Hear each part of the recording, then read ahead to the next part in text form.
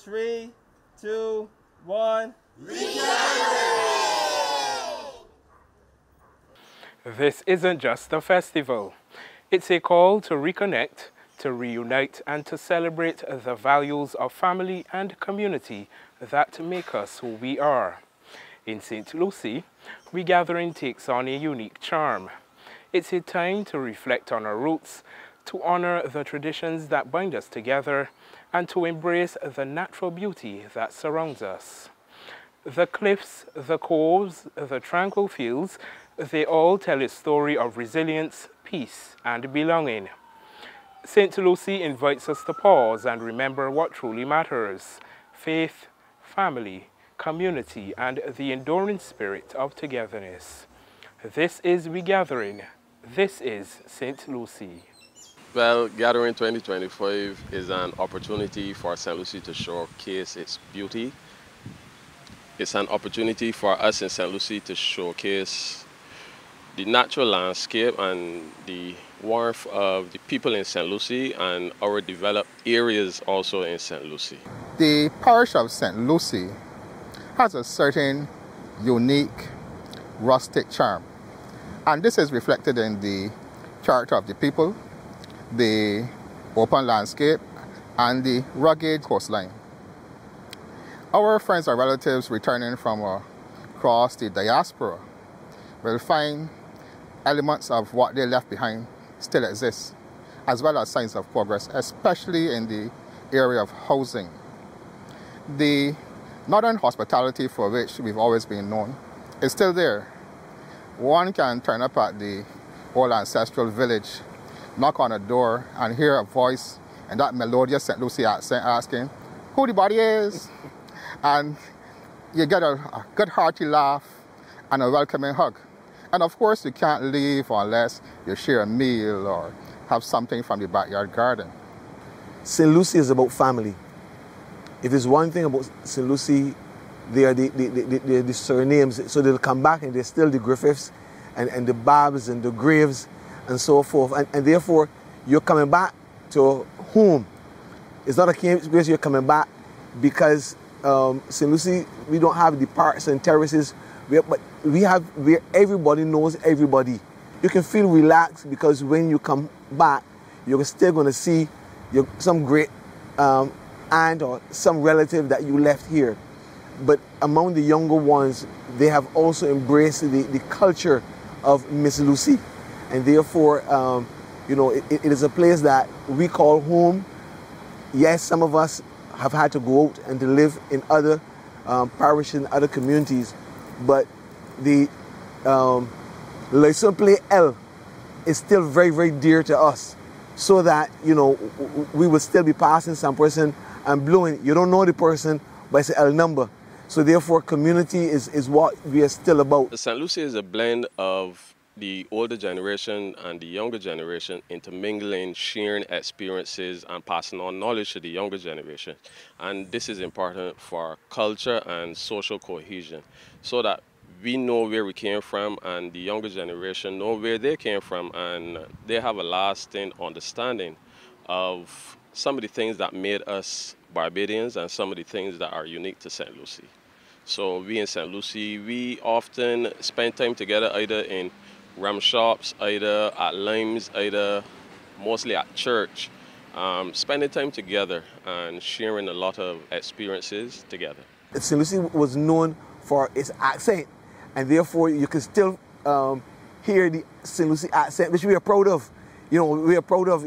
But as you go deeper into rural St. Lucie, go down Checker Hall, parts of Crab Hill, you're going to hear a difference in accent.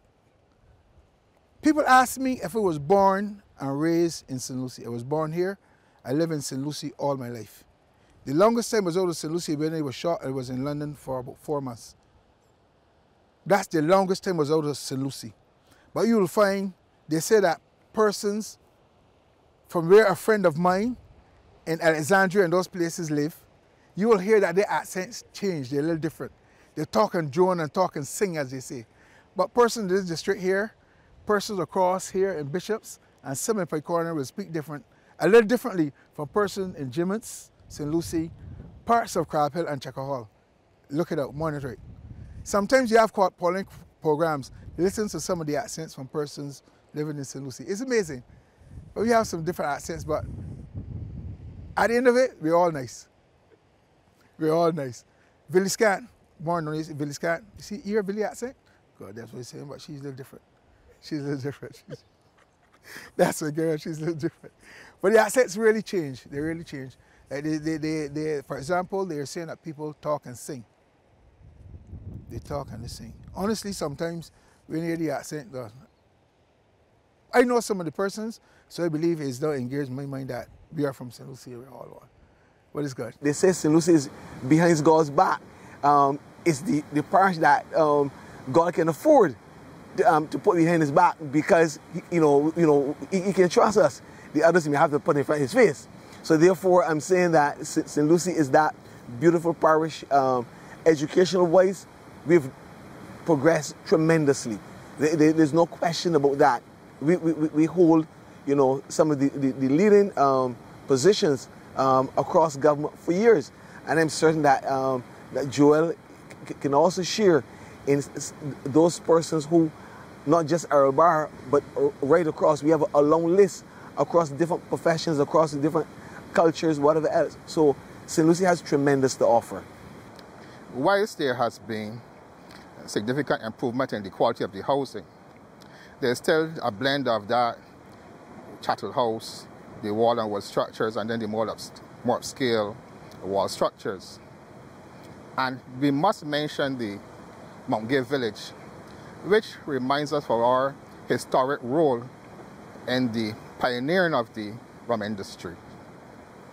The coastline, fortunately, has remained virtually untouched by human hands and conjure up memories of the excursions and picnics at the Cove Bay and River Bay. And of course, there's that beautiful scenery of the waves pounding the coast off the Animal Flower Cave. It is fair to say that the parish of St. Lucie has remained beautiful and unspoiled. One of the things about St. Lucie that differentiates itself from the whole Caribbean is because we share a piece of the beautiful Atlantic and we share a piece of the beautiful Caribbean Sea. No place else in the Caribbean boasts of this. Right? It makes St. Lucie special beyond quite a lot of the other places in the region and Barbados itself. Today is a pretty mild day. Sometimes the sea hits so hard against the rock, it would be impossible to be this close. It lends a natural black splash that can go up 10, 15, 20 feet into the air. And it would really be impossible to be this close. When I was 14, 15, we were at the Animal Flower Cave, and I used to be one of the people who toured people through the Animal Flower Cave, telling them about the natural formations, the hand of God that holds up the cave. Actually, if you look in the cave, there are some metal pieces that run at the roof of the cave. That is really a mystery to most people. I think at some point they were trying to do some construction in the cave, but actually metal rods in the cave. And when we were younger, and in December particularly, December used to be the roughest month in respect of the sea hitting against the rocks here. The cave would be closed, but because we were tour guides, we could go into the cave. And on some occasions, you can imagine the sea hitting against the rock and water just flushing straight through the pools and the rooms of the cave. What some people may be aware of is that Rihanna shot a video in the Animal Flower Cave. What some people may not be aware of is Billy Ocean also shot a video in the Animal Flower Cave. I think it was The Color of Love a long time ago. There has been some recent developments there where the owner has extended it. He did some work there and it's now a beautiful place. You can even eat on the cliff, on the restaurant, overlooking the sea. In our younger days, we used to jump from the cliff over in the water at Animal Flower Cave. That's what I'm saying, in our younger days. I don't think that I can do that now, but it was good. Yes, we have the development of St. Lucie's, but the Animal Flower Cave in itself is still that wonder. It's still that wonder, and it's breathtaking just to stand and to see the waves pounding on the cliffs. You know, thousands of tourists spend thousands of dollars to come here to see St. Lucie. Admiral Flower Cave is always a tour of tourist interest. I remember tourists used to be here in these mini mokes, and we would meet the tourists here or Admiral Flower Cave, and they ask us if we can assist them to points of interest.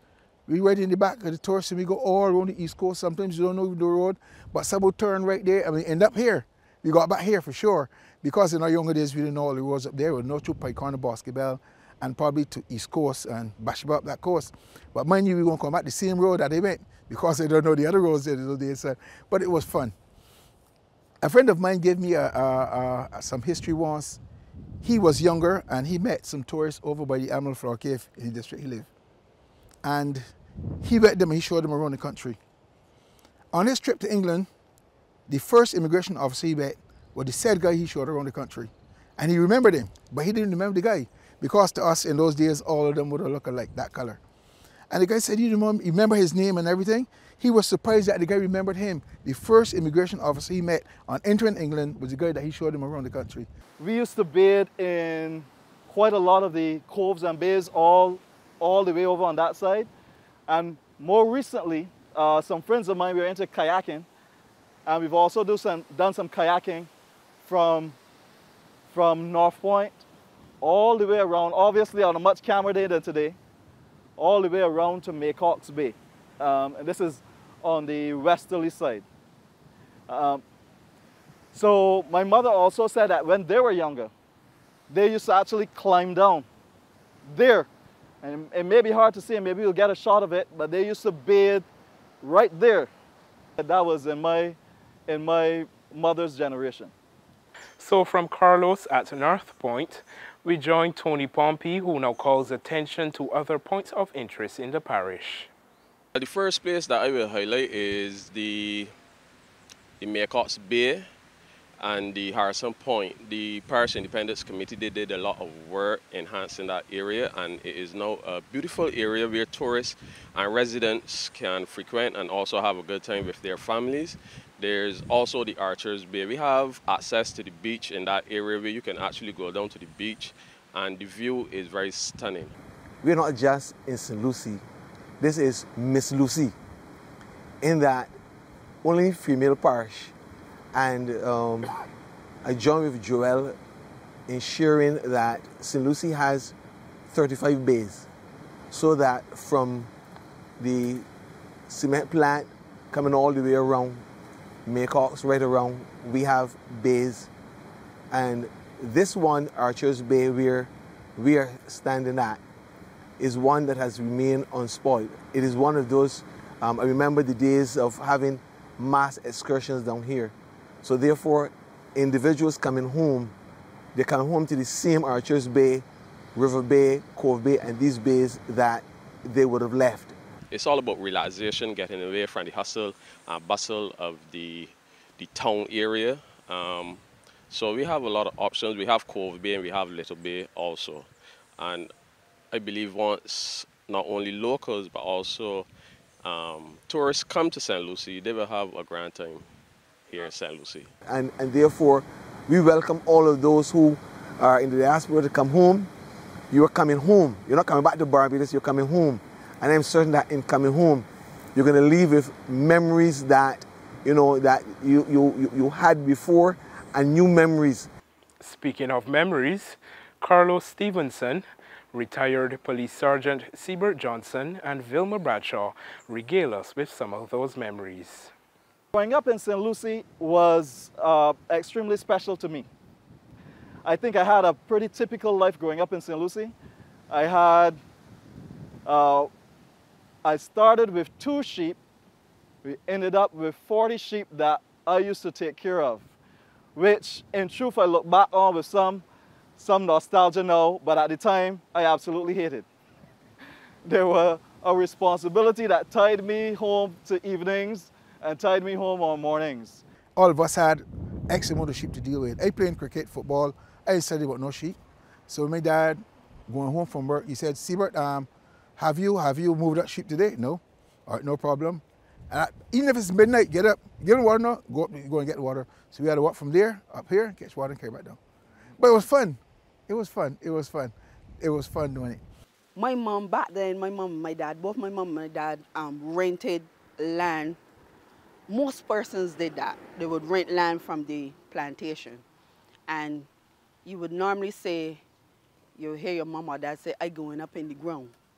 Back then, you would plant ground provisions at a certain time, and then there would be a time when there are canes, because you used to have to let the land rest at times. And one crop used to replenish the nutrients in the ground for the other. I can't, because I don't have a green thumb, I cannot tell you which one. But because of that, my dad and my mom planted things like peas, guavas, around what you call the head row of the ground.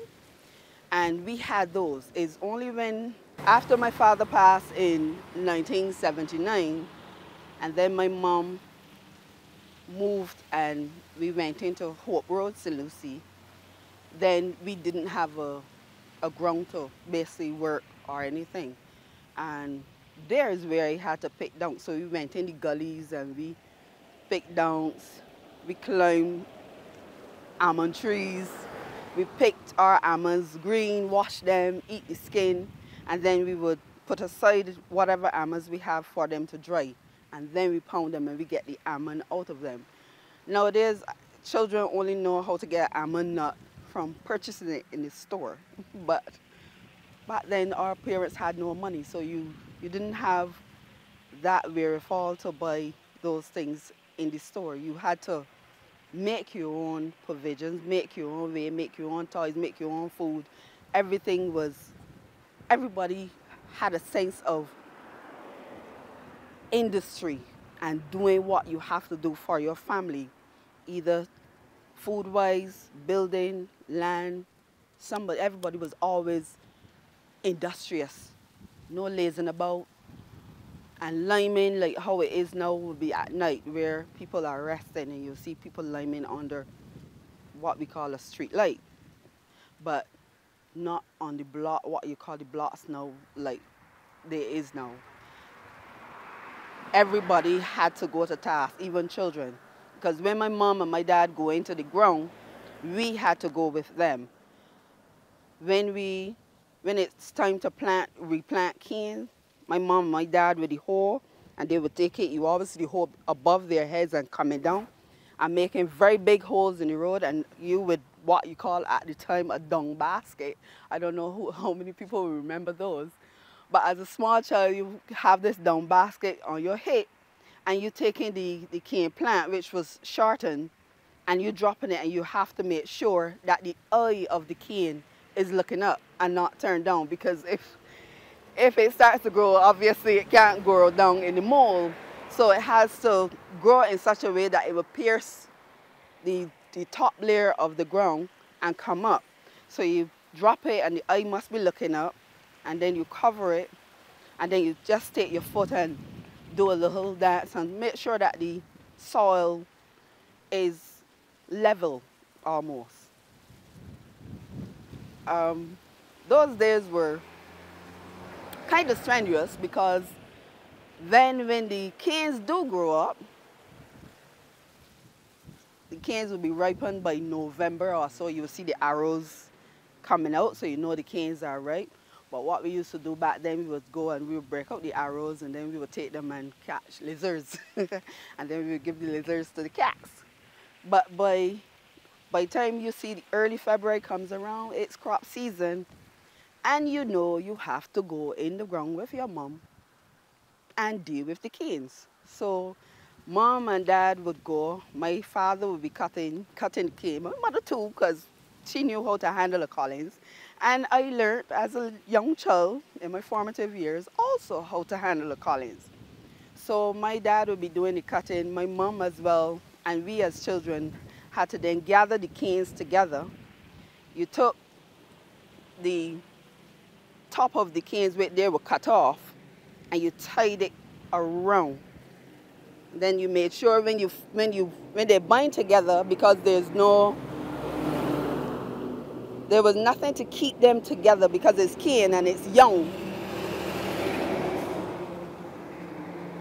It's young, it's not trash as yet, it's green, so you know it's going to keep moving. So, but when you take the stalk, which is the closest, which would have been the closest to the top of the cane, you then hook that under about 2 or 3 canes to keep it steady. Thank you, Vilma. At the heart of Gatherin is a commitment to sustainability and building a brighter future for all Barbadians. In St. Lucie, this vision came alive with a tree planting initiative, part of government's 1 million tree program. On January 9th, schools across the parish joined forces with the Gatherin Secretariat, local businesses and community leaders to plant trees and promote environmental awareness. This initiative wasn't just about planting trees. It was about fostering a spirit of responsibility and connection to our environment among our nation's youth. Member of Parliament Peter Phillips spoke about the critical role of planting trees in ensuring food security, protecting human life and safeguarding Barbados's natural beauty. He interacted with the students, inspiring them to see how their efforts contribute to our sustainable future.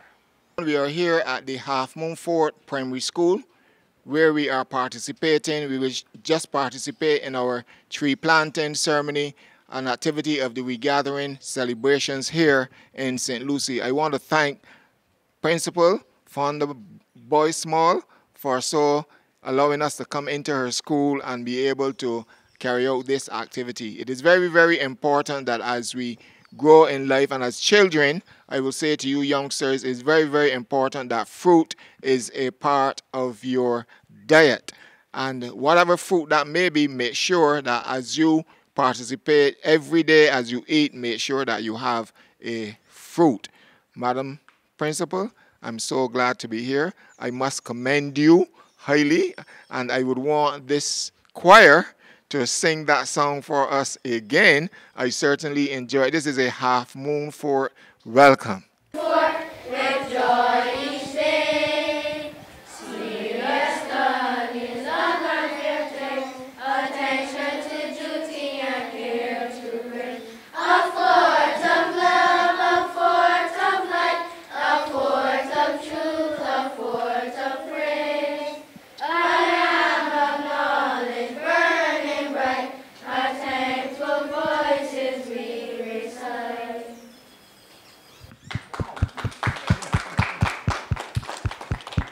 We're thankful and we're very appreciative of all that is happening, and we at Half Moon Fort look forward to the various events that will be happening within our parish, and we will come out and we will support.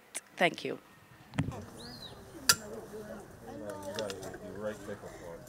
Yeah. Oh, they just want to see anything. Point. They ain't got no point. Just fly. Nice.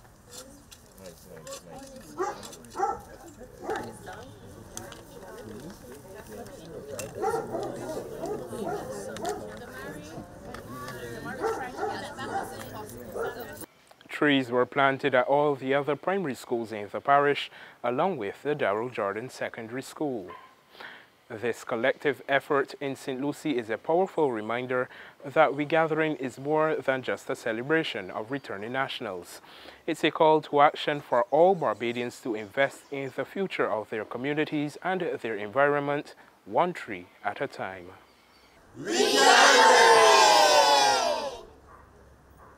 We are welcoming St. Lucie persons to come home and see the same St. Lucie that tourists come here to enjoy.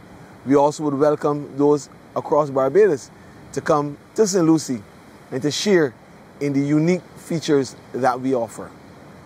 But you need to come along home and experience it for yourself. We would like to see you visit the old ancestral village, see your cousins and all who you've left, schoolmates you've left here several years ago. So, my fellow St. Lucie people, Barbadians in general, the whole world, come along and see St. Lucie and experience our tranquility. St. Lucie. The tranquil northern gem of Barbados has always been a place where community and nature thrive in harmony. With every initiative from cultural festivities to sustainable tree planting efforts, St. Lucie reminds us of the deep connections we share with our land and with each other. Here in St. Lucie, the beauty of the environment mirrors the resilience and faith of its people, making St. Lucie a beacon of heritage, progress, and togetherness. I'm Joshua Hinkson. Thanks for your time. 3, 2, 1.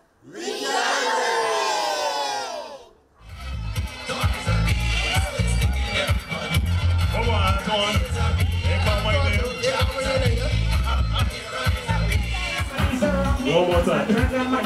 St. Lucie, how you feeling?